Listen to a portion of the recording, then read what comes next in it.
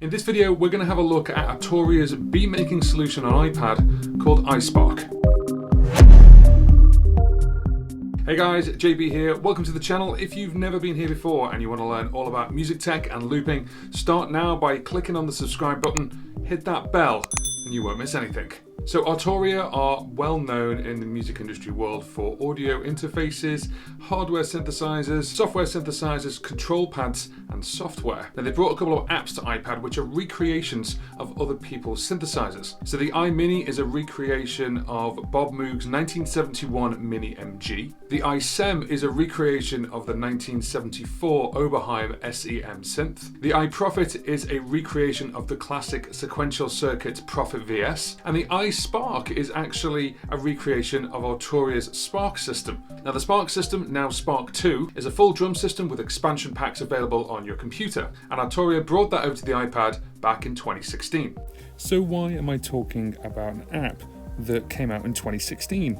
Well, in 2020, Arturia have made the iSpark completely free until April the 30th. iSpark is an all-inclusive beat-making solution on your iPad. They call it a mobile beat artillery, which means you can play and record beats in real time. There's 640 instruments, 40 kits, classic kits, synth kits, and analog kits. There's a 64-step sequencer and pro effects, and the really clever bit is you can share your iSpark creations with the Mac or PC version. Arturia also brought out the Spark LE hardware synth. It's like a hardware hybrid synth, and really cleverly, the iSpark on the iPad is compatible with that. iSpark has a creative song mode and it has an intuitive workflow. So what we're going to do is we're going to jump into the iPad right now, show you the user interface, and get up and running with some audio straight away.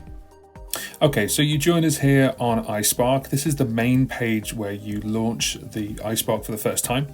It's launched up a project called Nordic, which is in the top left-hand corner. If we tap on that, you'll see that you can open, make a new one, save, import, export, and there's also the expansion store from Arturia as well. The selector at the top gives us 5 main options. We have main, we have mixer, we have studio, we have sequence, and we have song. On the right hand side we've got a cue, which is quantize, and we have a metronome.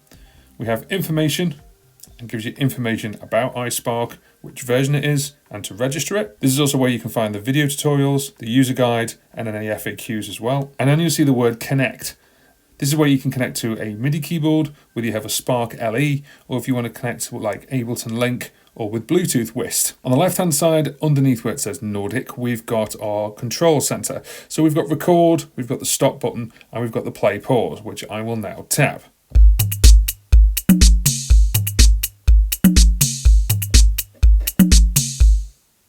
And we've paused it there, and you can see it's paused and flashing. If I hit stop, that will stop it completely. Underneath is the volume, which is the master volume, and the tempo, and then shuffle for the beat. You also have mute and solo under the tempo button. That's to mute or solo out the different sounds at the very bottom. We'll go into that a little bit later. Next door to that in the middle is a big pad, which you can actually use as an XY pad. We've got currently there a couple of effects. So we've got low pass, band pass, repeat, and tape drop. Let me give you an example. So I can just draw my finger and make those changes. On the right hand side, we've got a couple of parameters we can change based on the sound you have selected. So right now I've got the bass drum, and we can actually change the attack, the pitch.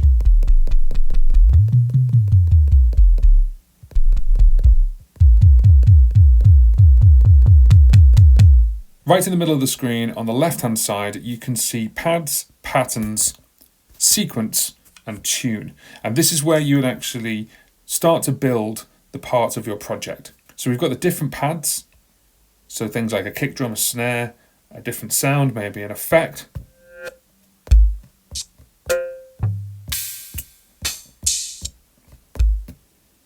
Then within that we've got patterns. So those pads can actually be created. You can see there the kick drum, you can see where it's lit up, where they've been used in this 16 part. We can actually go all the way up to 64 parts as well. But for now, we're just going to stick with the 16. So if I was just to hit play,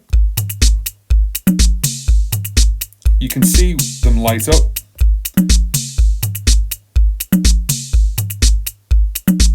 If I now go to patterns, it shows that that is pattern number 1. If I go to pattern number 2,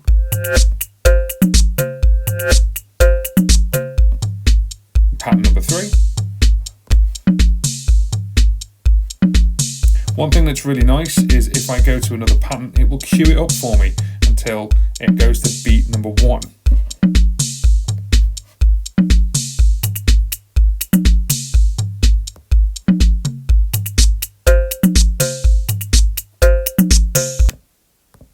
And we have 4 banks of these, and there's 16 in each. So we can go all the way through to bank D16, which there isn't anything on, but there are that many banks to play with. Next, you have sequence, where you can actually start programming in the actual step sequencer.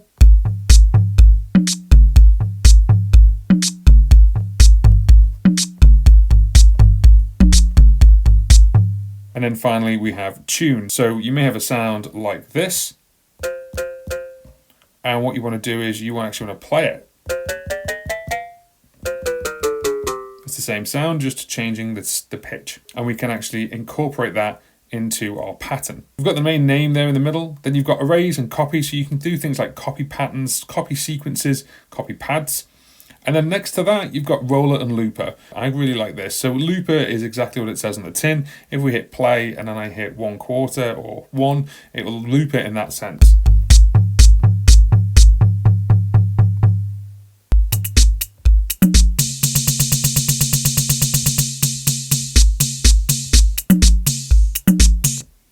What roller does is really clever as well. If you want to play a hi-hat, and sometimes when you're tapping it, you can get out of time because we're human, we're not robotic. But with roller can actually be robotic for you. I'm just holding my finger down. I'm not tapping it.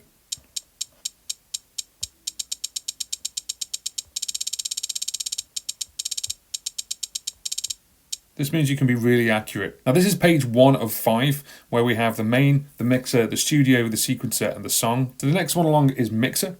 And if I just play the song, you'll see that this is just like a standard mixer. We have 16 tracks, and you can see the top right-hand corner there on tracks 1 to 8.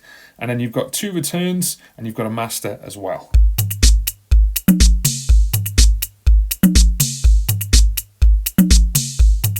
At the very top, you'll see an FX. This is where you can start adding effects in if you want to, and select effects and start adding them into the mixer. And you've also got a solo and a mute as well. Next up is studio. This is where you can start really dialing into the actual sample and the sound used by finding the exact sound that you want. So for example, this is Nordic CH, which is the closed hi-hat. So we can have a listen to it. We can select a brand new one. And there are literally hundreds of different sounds.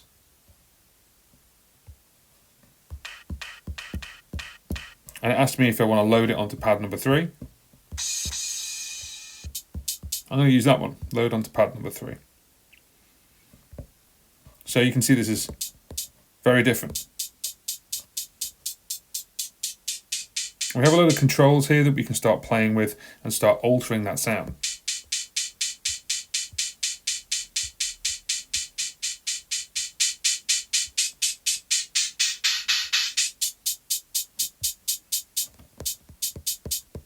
I could reverse it in the top right-hand corner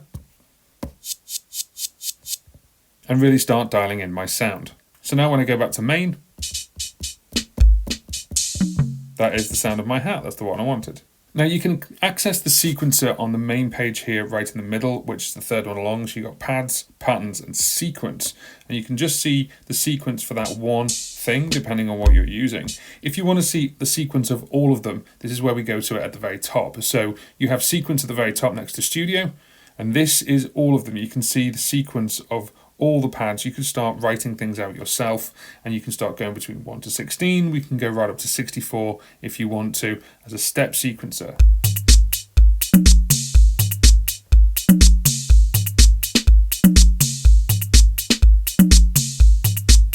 This is also where we can go a little bit deeper and we can go into automation. So I can automate the different sounds. So I could actually bring that one down a little bit for the velocity. And we can change all the different parts and all the different parameters if you want to do so. That's just for one sound. I can use the pencil tool and we can start dialing something in.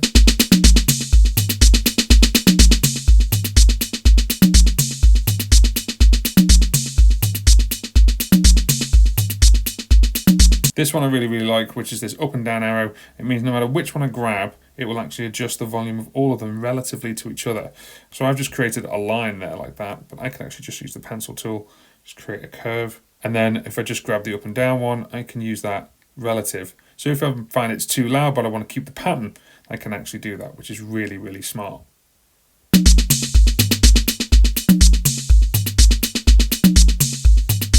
There we go. Of course, I can take all those off again. I don't really want to have all those drums kicking in at the same time.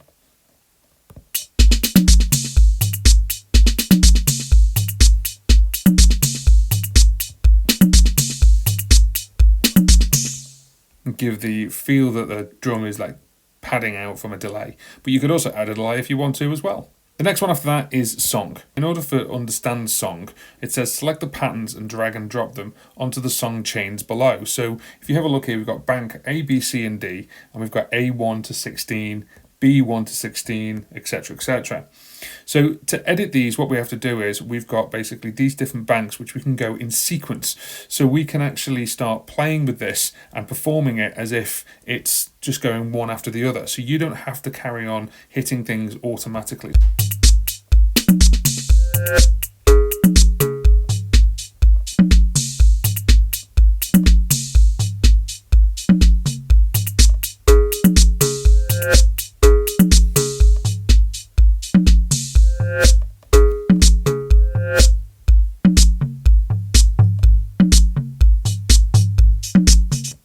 So you can see there it's going right from A1 to A2 to A3 to A4, etc., etc. in sequence once. Now what I could do is I could go, well, I want A1 to be there twice, then go A2, then go back to A1, and then I want A3. And you're basically building up patterns of that song. And then once you hit song and you hit basically perform, you can just hit go, almost forget about it as it were, and then you can just perform it.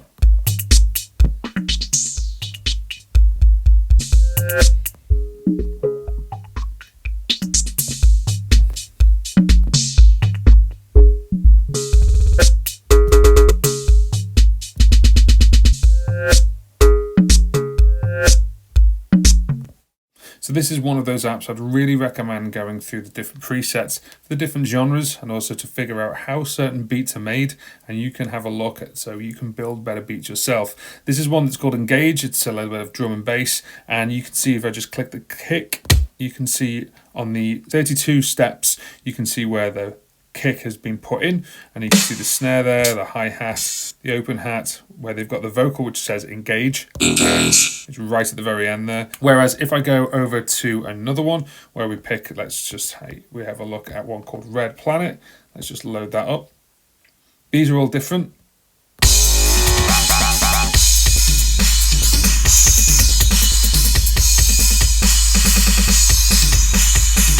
You can see they're playing in sequence there. If I just put it back to bank 1.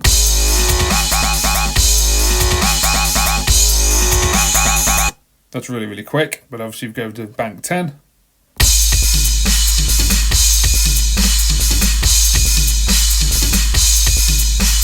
So we could use that and maybe in a song mode, go from 1 to 10 to 11 to 4 to 13, depending on how you wanted to play it. You can go right up to everything from 80s drums,